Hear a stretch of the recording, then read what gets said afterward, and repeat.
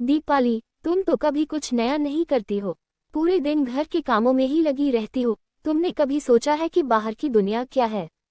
सच में आरती, मुझे बाहरी दुनिया से ज्यादा आराम और संतुलन घर में मिलता है। मुझे लगता है कि साधारण जीवन में भी खुशी पाई जा सकती है। तुम और तुम्हारा शांत जीवन।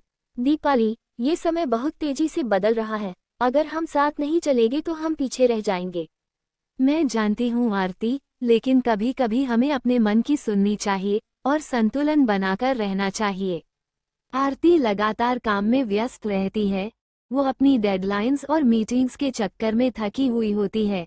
उसके चेहरे पर तनाव साफ दिखाई देता है। इतनी मेहनत करने के बाद भी कुछ कमी महसूस हो रही है। क्या यही है सफलता? क्या मैं सही दिशा में जा रही हूँ? दीपाली बगीचे में अपने पौधों की देखभाल कर रही होती है और बर्ड्स के गाने का आनंद ले रही होती है।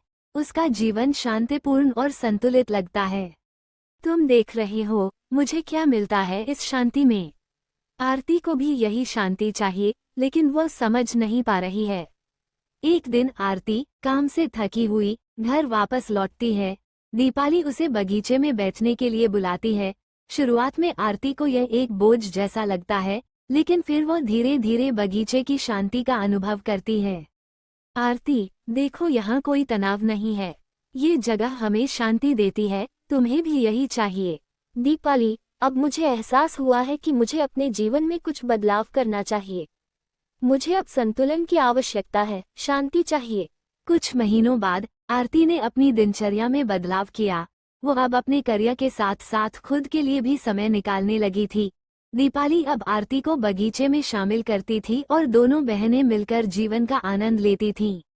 दीपाली, अब मुझे समझ में आता है कि काम और शांति दोनों का संतुलन बनाना कितना जरूरी है।